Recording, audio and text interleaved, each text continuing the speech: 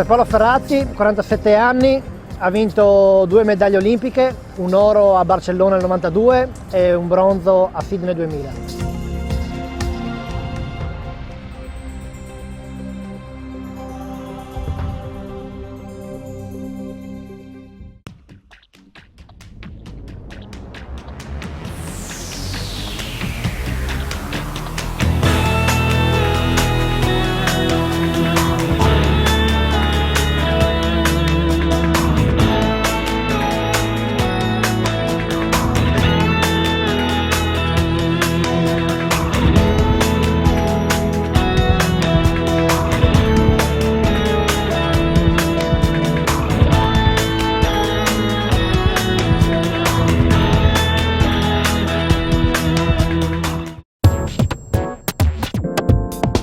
Credo in lui perché ha un bagaglio sportivo incredibile e tutto quello che non ho imparato da solo quando ero piccolo lo sto imparando con lui adesso.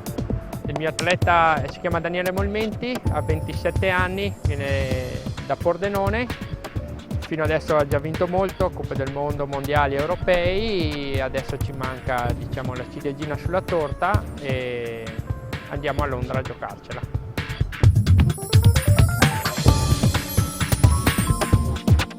Il tempo è simile a quello di prima, però c'erano un po' troppi rischi adesso.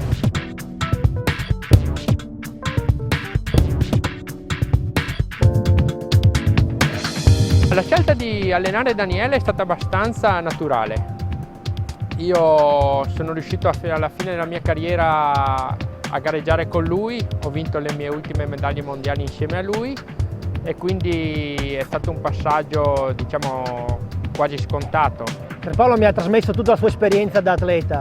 Io cercavo di diventare un campione ma è mancato sempre uno step che solo grazie a lui sono riuscito a fare. Con lui sono diventato davvero un professionista e ha fatto poi la differenza nelle grandi competizioni. Dimostra quanto tieni a chi ha sempre creduto in te. Candida il tuo allenatore su campioniabordocampo.com e vinci Londra.